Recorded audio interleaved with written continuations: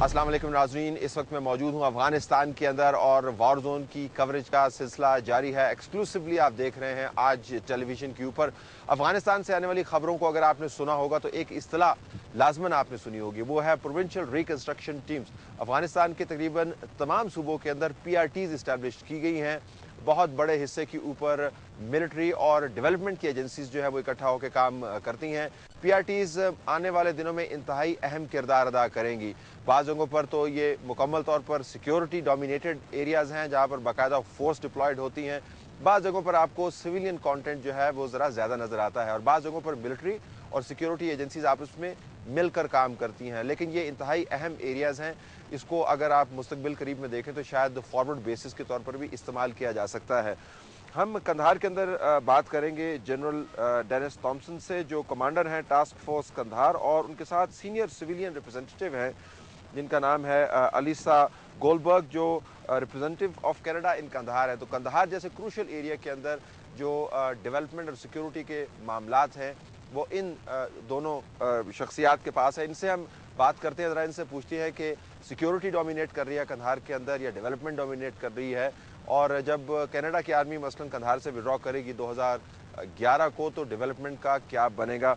कंधार से ये exclusive interview आपके सामने हम पेश कर रहे हैं। Tell us, Kandahar is a very crucial province. It borders Pakistan. It is the former home to the Taliban leadership. This is where the ideological challenge came up. It's underdeveloped. Historically, this is where the Taliban also came up. How do you look at in 2008 the situation, security situation in Kandahar? Well, I think in a word, and the best word to describe the security situation here is it's difficult. Without question, it's difficult. It's very complex here. This is a province of over 1 million people, and Kandahar city itself has over 500,000 population. And in this particular province, there are many divisions as a result of the insurgency, and what we're really trying to do is increase the people's the population's confidence in their own government, in their own structures, so that they'll turn to the government for solutions to everyday problems and that they can get on with their ordinary lives. That confidence at the moment doesn't exist province-wide. It exists in parts of the province, and as a result, the people aren't necessarily at the point in all parts of the province where they think we've turned the corner. So the security situation is difficult, but where you see improvement, it's uneven. I mean, in certain areas it's better than the other areas, and certain areas it's worse than the other areas. Right. Well, for instance, here in Kandahar city proper, one would describe the security situation. Certainly, there's a lot of fear in the city. However, the security situation here is such that people can get on with an ordinary life. So when you travel the streets of Kandahar city, you find it's completely unremarkable compared to any other city in the region. Economic life continues, children go to school, the mosques are open, the public is out on the streets. However, in other parts of the province, that's not the case. Okay, and Alisa, you deal with development, and security and development go hand in hand, in a manner of speaking, but that's also the difficult part of the equation, because they go hand in hand, and if the security is uneven, development can't be even. How do you look at the development side of things in Kandahar? Certainly one of the things that General Thompson and I do is look at the province together and try to map out how we're going to be able to make advancements. At the moment, I agree with General Thompson's assessment. Difficult also refers to the governance and development context, but we are making progress. What we've decided to do is to focus on priority areas, priorities that have been identified by Kandaharis and the government of Afghanistan at the national level, and where we feel that we can make the most progress in the shortest amounts of time so that it's tangible for people. So we're focusing on areas like delivering basic services, education, water, sanitation, trying to enhance the police force, corrections, some basic elements in the justice sector, trying to deliver larger projects that will have economic benefits down the road across the province. So at the moment we concentrate in particular areas where we feel that we can have the most impact in a shorter amount of time. So certainly, as General Thompson was describing, Kandahar City is an area where we can do a variety of development projects.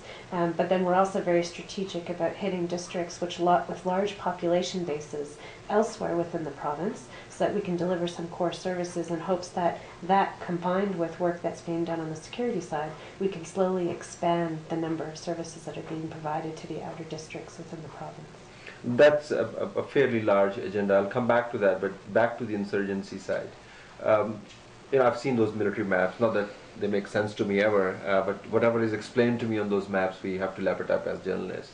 But I'm sure you would look at Kandahar every day on your military map and will have percentages worked out. What is the percentage of areas that you believe are very problematic, where there's still insurgency that is strong? Well, again, remembering, in an insurgency, it's not about geography as much as it's about people. So just as Alyssa has pointed out, here in the city, and as I indicated, half the population lives here of Kandahar province lives in the city, and the rest of across the rest of the province, the principal populated districts are those districts where we have the bulk of our military forces. So what I could tell you is we cover about 75 to 80% of the population with security forces. And that's not exactly the ratio that you would use geographically. For instance, the Reg Desert doesn't have any military presence because it doesn't have any population. So the better way to describe it, rather than a percentage of land mass, is a percentage of the population, and that would be between 75 and 80%. 75 and 80% of the area, population-wise, yes, is where you're comfortable that your things are under control? I would never. Control is an interesting word. The influence of the Afghan government is felt there, yes. We have control more so than the insurgents do in those areas, because again, what the insurgents do tends to disrupt and not deliver anything. So in other words, they're against things rather than for them. And so in those areas where we have a security cover, and where Alyssa and in conjunction with us delivers on development issues, you could call that control. What it is it's we're not in competition with the insurgency, because of course they can't function in those areas. So control in the sense that you're able to make the presence of the Afghan government felt there. I mean, that's precisely it. So that means that's where you would be able to deliver goods and services in terms of development. 80% of Kandaharis would be benefiting from your programs, because that's where the presence of the government is felt. Is that how you would look at it? I think that's what we're trying to target. We've focused in around 6 priority districts in Kandahar province, which is where 80% of the population lives.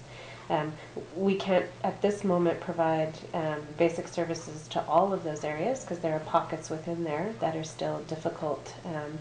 Line ministries, departments don't necessarily have a reach to all of those communities yet, but those are the areas that we're focusing on. So working with communities in the outlying districts to decide where do they want their schools to be built, and then working with them to construct schools and to train teachers so that they can be there, trying to reinforce their health services so that they've got greater access to health services than they've ever had in the past, help the district leaders so the district leaders can effectively bring down services from the central government to those areas. That's really what we've been trying to reinforce over the last several months, and it's an area where we're starting to see increasing progress, but there's still a lot of work to be done.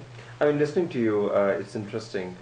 Listening to you made me felt as if Kandahar is a fairly functioning administration, that there's a government which is able to reach out to the people and deliver goods and services.